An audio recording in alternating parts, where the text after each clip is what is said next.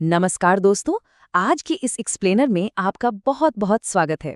जब भी हम भारतीय सभ्यता या उसके विशाल भूगोल की बात करते हैं तो नदियों का जिक्र अपने आप आ जाता है ना? देखिए, ये नदियां सिर्फ पानी की धाराएं नहीं हैं, बल्कि ये सचमुच हमारे उपमहाद्वीप की नींव हैं। इन्होंने सदियों से हमारे परिदृश्यों और आजीविकाओं को आकार दिया है। तो चलिए, बिना किसी देरी के सीधे इसमें गोता लगाते हैं और एक साथ मिलकर भारत के नदी तंत्र के इस विशाल और बेहद दिलचस्प ढांचे को डीकोड करते हैं। अब आगे बढ़ने से पहले कुछ बेसिक जियोग्राफिकल टर्म्स को क्लियर कर लेते हैं ताकि आगे का सफर एकदम स्मूथ रहे। सबसे पहले बात करते हैं महान भारतीय जल विभाजक की। इसे आप एक वैचारिक बाउंड्री या दीवार मान सकते हैं जो ये तय करती है कि नदी का पानी आखिर किस दिशा में बहेगा। इसके अलावा 3 और जरूरी शब्द हैं। पहली है सहायक नदी या ट्रिब्यूटरी, जो किसी बड़ी नदी में अपना पानी मिलाती है। दूसरी है वितरिका या डिस्ट्रीब्यूटरी, जो मुख्य नदी से कटकर अपनी अलग दिशा में बहने लगती है। और तीसरा शब्द है बारहमासी यानी पेरिनियल, जिसका सीधा सा मतलब है वो नदियां जिनमें ग्लेशियर या बारिश की वजह से पूरे साल पानी का बहाव बना रहता है। आज के इस सफर का हमारा रोड मैप कुछ ऐसा रहेगा। पहला, महान जल विभाजक। दूसरा, हिमालयी नदी तंत्र। तीसरा, पूर्व की ओर बहने वाली प्रायद्वीपीय नदियां। और चौथा, पश्चिम की ओर बहने वाली प्रायद्वीपीय नदियां। इतने सारे डेटा को देखकर घबराने की बिल्कुल जरूरत नहीं है। हमने इसे 4 बहुत ही आसान हिस्सों में बांट दिया है। तो सबसे पहले बात करते हैं हमारे पहले पॉइंट की, महान जल विभाजक। भारत की अरावली, विंध्य, सतपुड़ा और पश्चिमी घाट जैसी पर्वत श्रृंखलाएं तय करती हैं कि कौन सी नदी पूरब जाएगी और कौन सी पश्चिम। और ये बहुत ही शानदार तरीके से दर्शाता है कि भारत की नदियां मुख्य रूप से 2 बिल्कुल अलग पर्सनालिटीज रखती हैं। एक तरफ हमारी हिमालयी नदियां हैं, ये वाइल्ड हैं, तेज हैं, ग्लेशियरों से निकलती हैं और पहाड़ों को काटकर गहरी घाटियां बनाती हैं। और सबसे बड़ी बात, इनमें साल भर पानी रहता है। दूसरी तरफ हमारी प्रायद्वीपीय नदियां हैं, जो दक्षिण भारत के पुराने पठारों से बहती हैं। ये थोड़ी शांत हैं, पुरानी हैं, चौड़ी घाटियों में बहती हैं और मुख्य रूप से मानसून पर निर्भर करती हैं। बिल्कुल अलग स्वभाव, लेकिन दोनों ही जरूरी। लेकिन यहाँ एक बहुत ही दिलचस्प सवाल उठता है। हिमालय की ऊंचाइयों से गरजते हुए नीचे आने वाले ये विशाल जलस्रोत समुद्र में मिलने से पहले इस पूरी जमीन को कैसे आकार देते हैं? और यही सवाल हमें ले जाता है हमारे दूसरे हिस्से की तरफ, हिमालयी नदी तंत्र, जिसमें शामिल हैं 3 विशाल नेटवर्क्स, सिंधु, गंगा और ब्रह्मपुत्रा। आइए भारत की सबसे लंबी और पवित्र नदी गंगा की इस एपिक जर्नी को ट्रैक करते हैं। देखिए, गंगोत्री ग्लेशियर से ये भागीरथी के रूप में एक छोटी सी धारा से शुरू होती है। फिर देवप्रयाग में ये अलकनंदा से मिलती है और यहाँ से इसे गंगा नाम मिलता है। पहाड़ों को चीरते हुए ये हरिद्वार में मैदानी इलाकों में एंटर करती है और यहीं से इसका असली विशाल रूप दिखना शुरू होता है। अंत में पश्चिम बंगाल पहुंचते ही ये 2 भागों में बंट जाती है, हुगली जो दक्षिण की ओर बहती है और पद्मा जो बांग्लादेश चली जाती है। एक बर्फीली धारा से लेकर पूरी सभ्यता को पालने वाली नदी तक का ये ट्रांसफॉर्मेशन सच में रोंगटे खड़े कर देने वाला है। अब जरा इस नंबर पर गौर कीजिए, 10,86,000 वर्ग किलोमीटर। ये कोई मामूली नंबर नहीं है, ये गंगा बेसिन का कुल क्षेत्रफल है।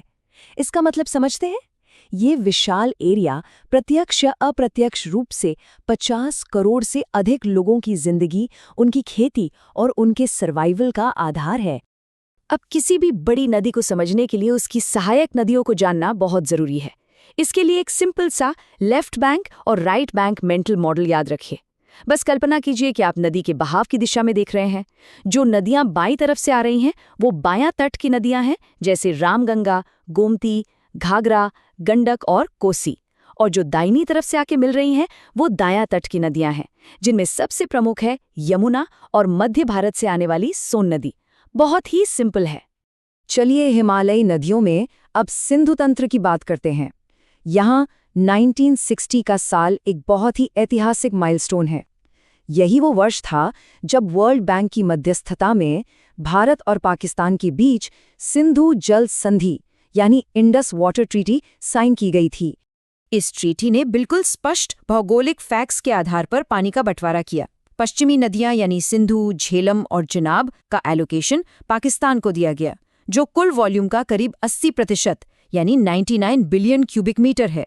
वहीं पूर्वी नदियां यानी रावी, ब्यास और सतलुज का एलोकेशन भारत को मिला, जो कुल मात्रा का 20% यानी 41 बिलियन क्यूबिक मीटर है। यह पूरी तरह से एक ज्योग्राफिकल और मैथमेटिकल फ्रेमवर्क है। अब जो बात वास्तव में दिलचस्प है वो ये है कि कैसे एक ही नदी अलग अलग बॉर्डर्स पार करते हुए अपना नाम बदल लेती है। ब्रह्मपुत्र की जर्नी देखिए। तिब्बत में इसे सांगपो कहते हैं। जैसे ही ये अरुणाचल प्रदेश में एंटर करती है, ये दिहांग बन जाती है। असम की घाटियों में हम इसे ब्रह्मपुत्र के नाम से पुकारते हैं, और बांग्लादेश में जाते ही इसका नाम जमुना हो जाता है, जो बाद में मेघना में मिलकर समुद्र में विलीन हो जाती है। क्या ये किसी रहस्यमयी कहानी से कम है? खैर, अब हिमालय के इन दिग्गजों से निकलकर थोड़ा दक्षिण की ओर चलते हैं, और यहाँ भूगोल का एक बहुत ही बड़ा रहस्य सामने आता है। प्रायद्वीपीय भारत की ज्यादातर बड़ी नदियां पूर्व दिशा में बहती हैं, लेकिन फिर नर्मदा और तापी जैसी नदियां इतनी जिद के साथ उल्टी दिशा में यानी पश्चिम की ओर क्यों बहती हैं? इस रहस्य को सुलझाने से पहले आइए तीसरे हिस्से पर फोकस करते हैं। पूर्व की ओर बहने वाली प्रायद्वीपीय नदियां जो बंगाल की खाड़ी में जाकर गिरती हैं। पश्चिमी घाट से निकलकर ये नदियां दक्कन के पठार को सचमुच जीवन देती हैं। गोदावरी को ही देख लीजिए, 1465 किलोमीटर लंबी यह नदी नासिक से निकलती है। फिर महानदी है, जिस पर हमारा मशहूर हीराकुंड बांध बना है। कृष्णा नदी भीमा और तुंगभद्रा के पानी को समेटते हुए आगे बढ़ती है। और फिर है कावेरी, जो ऐसा हरा भरा डेल्टा बनाती है जिससे दक्षिण भारत का बगीचा कहा जाता है। ये सभी नदियां पूर्व की ओर बहते हुए करोड़ों किसानों का सहारा बनती हैं। और अब आते हैं अपने आखिरी हिस्से पर, पश्चिम की ओर बहने वाली प्रायद्वीपीय नदियां जो अरब सागर में मिलती हैं। और यहीं हमें उन नदियों का जवाब मिलता है जो सारे नियम तोड़ देती हैं।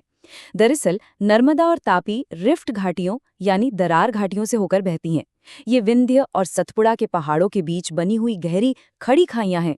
तो भले ही पूरे पठार का ढलान पूर्व की तरफ हो, लेकिन इन गहरी चट्टानी दरारों के कारण पानी को मजबूरी में पश्चिम की ओर बहना पड़ता है। भूगोल किस तरह नदियों का रास्ता कंट्रोल करता है, ये उसका एक मास्टर क्लास उदाहरण है। हमने इस एक्सप्लेनर में महान जल विभाजक से लेकर बर्फीले हिमालय और पुराने प्रायद्वीपीय पठारों तक की यात्रा की, बहुत सारा डेटा भी देखा, लेकिन अंत में सोचने वाली बात यह है कि 70 से भी ज्यादा नदियों के इस विशाल जटिल नेटवर्क की असली विरासत क्या है। ये विचार अपने आप में सब कुछ बयां कर देता है। ये नदियाँ सिर्फ नीली रेखाएं या पानी के बहाव नहीं हैं, ये हमारी सभ्यताओं की धड़कन है। ये प्राचीन जीवित वास्तुकला हैं जो आज भी हमारी खेती, हमारी अर्थव्यवस्था और हमारे भविष्य को गढ़ रही हैं। अगली बार जब भी भारत के नक्शे को देखा जाएगा तो उम्मीद है कि सिर्फ लकीरें नहीं बल्कि इस पूरे जीवन तंत्र को बहते हुए महसूस किया जा सकेगा। आज के इस एक्सप्लेनर में हमारे साथ जुड़ने के लिए बहुत बहुत धन्यवाद। अपनी जिज्ञासा ऐसे ही बनाए रखिए।